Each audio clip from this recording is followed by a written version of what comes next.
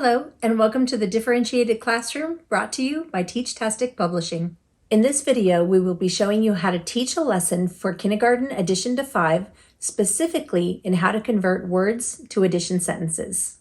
This math intervention for addition to 5 focuses on the transition from the academic vocabulary in word form to the full use of math symbols, plus and equals. This video will cover a teaching review of the previous 3 how to teach lessons and the 5 sections of the final lesson in the addition to 5 4-part series. This unit review will have addition to 5 using cubes with words like and is, addition to 5 using plus and equals with concrete model matching, addition to 5 with concrete models and addition sentence matching, and then we'll move into the final 4th lesson in the series. If you're interested in seeing any of these previous 3 lessons, I will go ahead and post a link in the description, as well as links to all the teaching materials just in case. Now it's time to get started with our 4th and final lesson.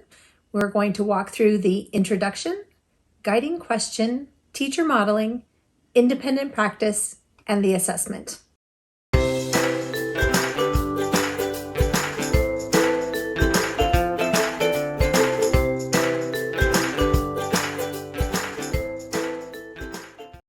Hi, I'm Bran Hicks from TeachTastic Publishing, where we write how to teach videos for teachers just like you. In this video, we're going to conclude our 4-part series on addition to 5 for kindergarten.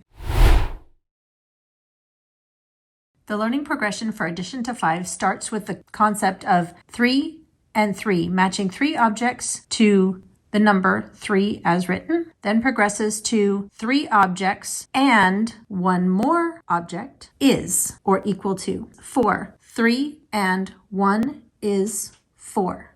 Then it transitions to a less of a visual to 3 and 1 is 4. Next, 3 plus, we're adding in the word plus or plus symbol in replace of and, so it goes 3 plus 1. The equal sign, the same, is replaced. The is replaced by the equals. 4. 3 plus 1 equals 4. The next transition is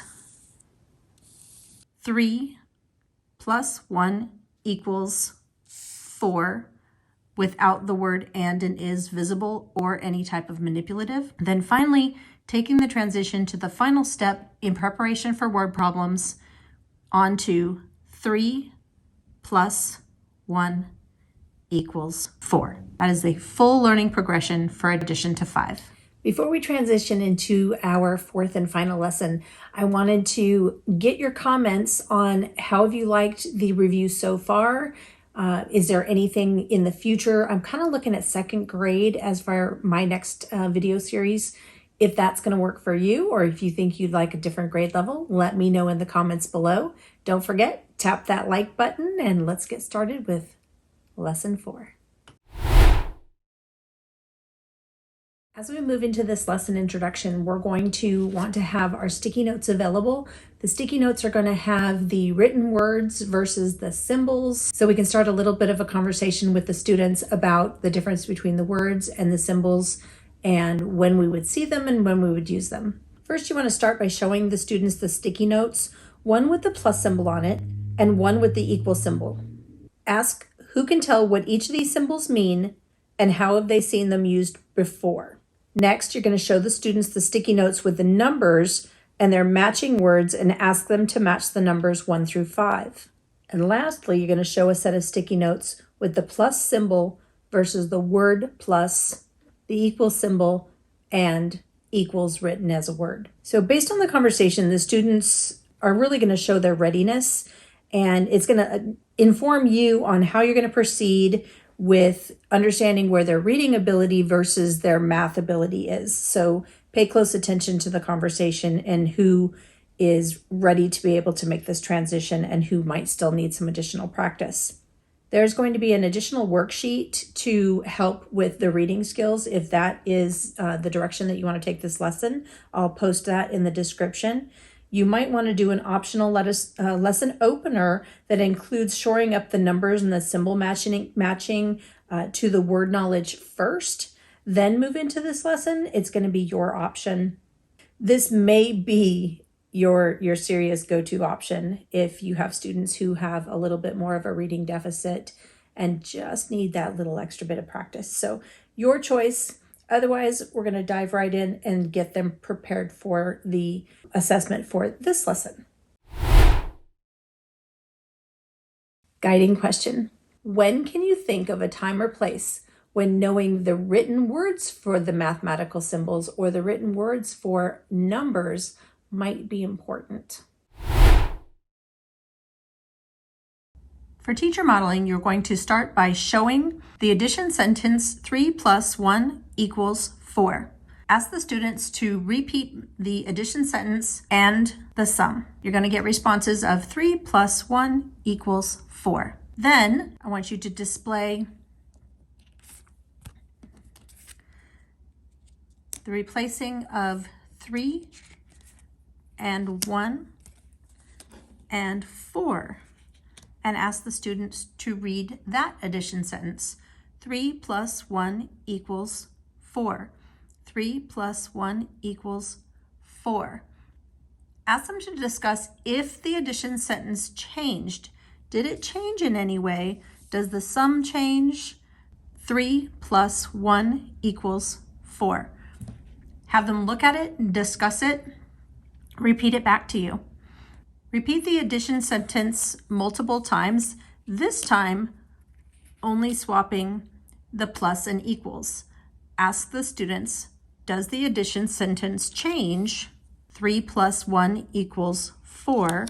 Ask them to read it back to you. Does the sum change? For the final portion of the modeling, the last stage is when all symbols have been replaced with words. This is the very final transition, setting students up for reading word problems. 3 plus 1 equals 4. Ask them, did anything change? Is it still the same? Is the sum the same? 3 plus 1 equals 4. It helps to be able to demonstrate one on top of the other so that they can see precisely how things lay out and how to identify them within the word problems. You will proceed with this type of modeling, do multiple problem sets. We have different numbers, interchange them. Do as many as you feel that your students need in order to be comfortable to move on to the independent practice part of this lesson. For independent practice, students will be working through transitioning from 2 plus 3 equals 5 to rewriting the number sentence with the plus and equal signs, and then being able to do that interchangeably into the next worksheet. So in the next worksheet, we're going to be covering the reverse. It will be symbols to words, and then also the numbers will be transitioned to written form, with the final independent practice worksheet including just the written form. The student assessment will include small word problems, 3 plus 1 equals 4, 3 plus 1 equals 4, where students will then have to rewrite the addition sentence.